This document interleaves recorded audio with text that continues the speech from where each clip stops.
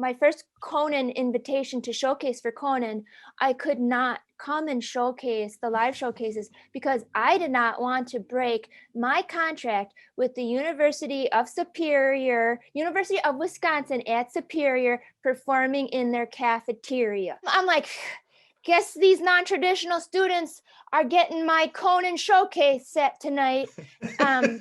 So I appreciate you keeping up with me. A lot of work goes into a short late-night stand-up set. Join me, JP Buck, as I spotlight the comedians who came up with some of my favorite Conan sets.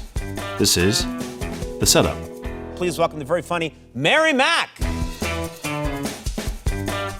I'm trying to remember when you and I first met. Like, I feel like if I go back, I feel like my mind was erased at some point because I feel like you've always been in my comedy world. I can't remember a time when I didn't know you as a comic. Somebody recommended me for Andy Kaufman Awards and that year was at the HBO Comedy Festival in Vegas that year. The Andy Kaufman Awards were established by Andy's family years ago, and to try and recognize people that maybe the mainstream was ignoring. Yeah. And what was great is the show that I got to produce was hosted. We had co-hosts, Reggie Watts and Kristen Shaw hosted the show. And I remember so many people afterwards came back who were just telling me about how great you were. I remember the first comment I ever saw of yours about me was, she's interesting. And so I was like, whoa, yeah, encourage me no further. Like, I was like, that's the best comment I ever got. All anybody ever said was, they'll never get it. You won't fit. I'm like, that's strange. They say people will never get it because I've done shows in all the states and seems like we all have a pretty good time. Back then, I had a lot of submissions through VHS tapes. I think that's what the first things you sent me, I think, were on VHS. After VHS, it transitioned over to DVD, and that became a lot easier to keep. Yeah. So this is book 3 of a library of DVD submissions I've got. Actually, look, there's the first person in this book. It's the M book. Starts with Mary Mack. Yay. And there are 4, and then there are 12 now total. You can never throw those out because I don't have copies. I don't have copies. Boy, I'm surprised I didn't send you like reel to reel or cassette tape or beta. Okay, but thanks for keeping those. So we met in 2007. You weren't on the show until 2016. Yeah. You sent me an email that apologized for the 8 years that you were busy. You noted in here, you say, the jokes in the following set have been tried out in 34 of the United States, Canada, and Mexico, and seem to hit in all the places. I know. I do my own scientific experiments. Like, I don't feel good about a joke going on TV. I feel like I need to try it in at least 11 states. Like, that's my minimum states that I need to know, because it's a thing, because I grew up as a kid in a sheltered area. So even still, some of my words aren't the right words that people in other states understand. Mm-hmm. So I have to do all these like trial and error. Like, I keep little logs, but that's what comedy is. It's just this experiment. And then, it's interesting. You know how I warmed up to do it was we went down and we were doing 9 shows at the Clay County Fair in Spencer, Iowa, which is the largest county fair. I'm sorry to brag, everybody, but the largest county fair in the country, JP. Really? Yeah. So I do 3 days, and I do 3 shows a day and clean to farmers. And the lion trainer there's tigers next door to me all the time. I have to always be more entertaining than tigers. Otherwise, nobody's going to come. That's a lot of pressure. So I did my Conan set up top. Every show for 9 shows, 3 shows a day, 3 days, 9 shows. And for the first 5 minutes of every show, I got complete silence to that set. And I was like, I think it's good. Because I was like, I think that if they don't like it, it's probably going to be good. So,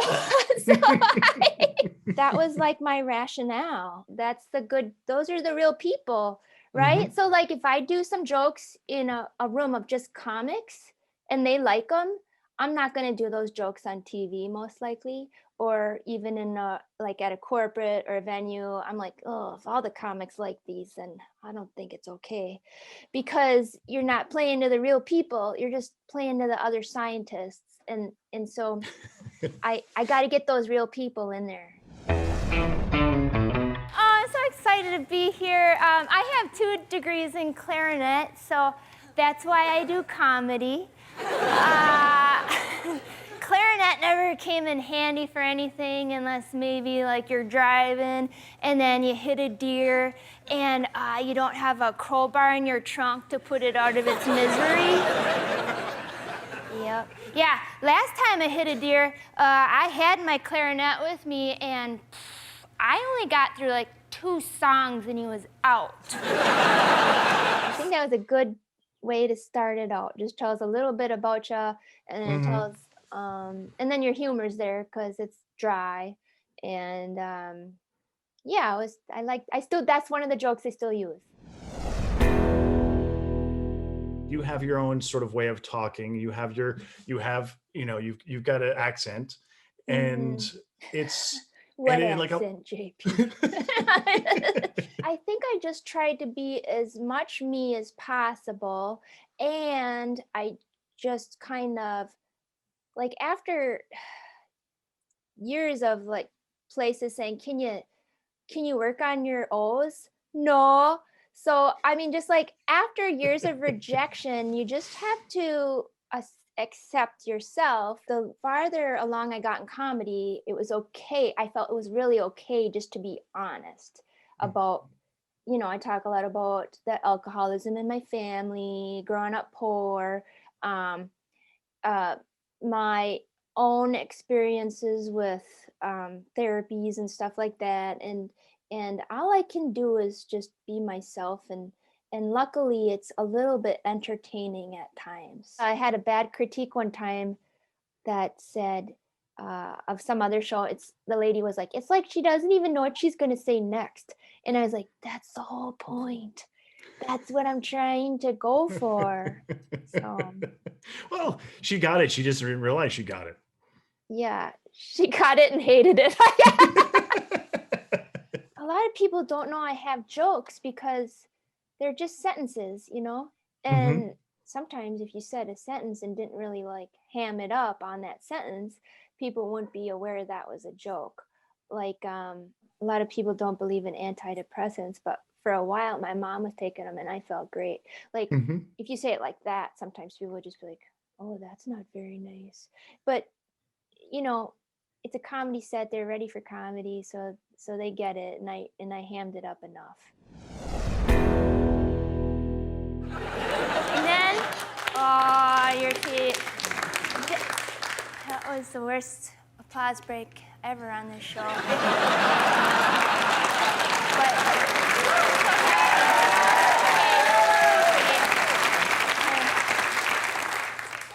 Tall drink of water over there, huh?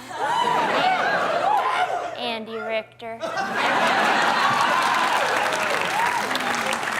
You could tell Conan loved the idea that you were doing a little bit of like pulling him closer and then knocking him down with that tall drink of water, and he just goes, we're just like, yes, and you're like Andy Richter. In a situation like that where people were like, is it okay to clap? We don't know if we should laugh or clap, and so I'm like, oh no, that was weird. I got to put everybody on the same page again. Like I got to restart it so that people feel okay with whatever their response is. So then I just acknowledge it anytime. And even when I'm doing a live show, I'm like, oh man, I hope something weird happens, so that I know this was a live show, but when I'm doing my regular club shows, I'm like, I hope something weird happens so we all have something to talk about. I've lost track of the applause breaks, by the way.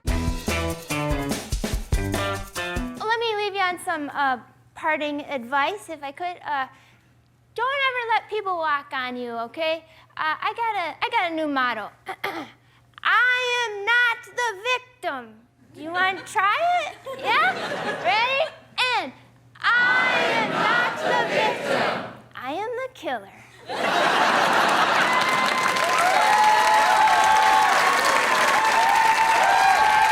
The tagline is you got to think positive or yeah, because you got to think positive. I didn't know how to put the tagline in there because they enjoyed the I'm the killer part.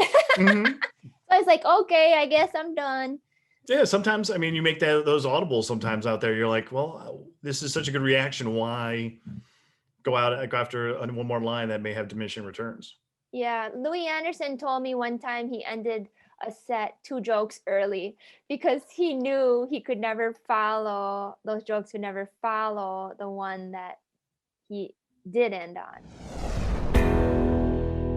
Great! Great job! Hilarious! You're great. Your space work is so good. Oh, thank you so much. I have a mime, yeah. Mary Mack, ladies and gentlemen, that's our show. Good night, everybody. He's just very talented and a smart guy and a gracious person. And I just needed him to know that he does a great job. And I wanted to tell him right there, you're doing such a great job. And I needed to tell him because I was like, I might never get to talk to him again. He's got to know he's doing a good job. That was really your moment there for him to tell you. And I love that it's so you to be like, no. I want to let you know how much I appreciate you. I'm amazed by Conan. Like ever since the first time to do it, I've been bragging about him because he's amazing. Like you don't see other shows like that where the host is gracious to start with and kind and nice. And then the show you see on TV is so close to the show that he does live.